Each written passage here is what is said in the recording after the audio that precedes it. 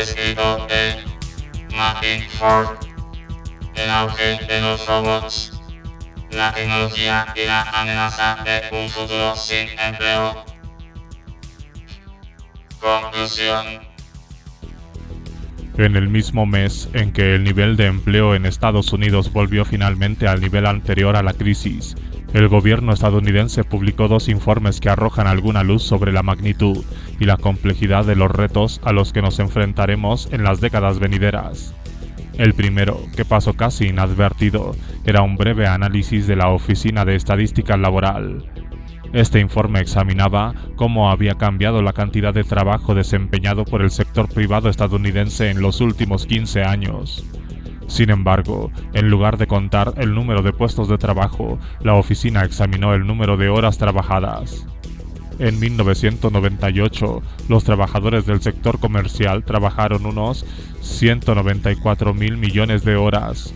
Una década y media después, en 2013, el valor de los bienes y servicios producidos por las empresas estadounidenses habían crecido en cerca de 3,5 billones de dólares en términos reales, un aumento del 42%. La cantidad de horas necesarias para lograr esto ascendió a 194.000 millones de horas, según Schwab Sprague, el economista de la oficina que elaboró el informe. Esto significa que el número de horas trabajadas no aumentó en lo más mínimo, pese a que en ese tiempo la población de Estados Unidos había crecido en 40 millones de personas y se habían creado miles de empresas. El 6 de mayo de 2014, la primera plana de The New York Times presentaba esta noticia sobre el segundo informe, la evaluación del clima nacional. Un importante proyecto interdepartamental supervisado por una comisión de 60 miembros que incluía representantes de la industria petrolera, declaró que el cambio climático, antes considerado un problema para un futuro lejano, se ha establecido firmemente en el presente. El informe señalaba que los veranos son más largos y más cálidos, y los periodos de calor inusitado duran más de lo que haya conocido ningún estadounidense vivo. Estados Unidos ya ha vivido un aumento enorme de la frecuencia de lluvias torrenciales que suelen provocar inundaciones y devastación. El informe preveía que el nivel del mar habrá subido entre 30 centímetros y 1,2 metros en 2100, y señalaba que los residentes de algunas ciudades costeras ya han visto sus calles inundadas periódicamente por tormentas y mareas altas. La economía de mercado ha empezado a adaptarse a la realidad del cambio climático. En las áreas vulnerables, los seguros por inundación cada vez son más caros y, en algunos casos, no se pueden contratar. Los tecno-optimistas tienden a no hacer caso de las preocupaciones sobre el cambio climático y el impacto medioambiental. La tecnología se contempla en una sola dimensión. Es una fuerza positiva universal cuyo progreso exponencial seguramente nos librará de los peligros que depara el futuro. Una energía limpia y abundante impulsará nuestra economía antes de lo esperado, e innovaciones en áreas como la desalinización del agua de mar o un reciclaje más eficiente llegará a tiempo para atajar cualquier consecuencia negativa. Sin duda, cierto grado de optimismo está justificado. La energía solar, por ejemplo, está siguiendo una tendencia similar a la ley de Moore, que abaratará sus costes. La capacidad fotovoltaica mundial se ha duplicado aproximadamente cada 2 años y medio. Los optimistas más extremos creen que podremos obtener toda la energía del Sol a inicios de los años 30 de este siglo.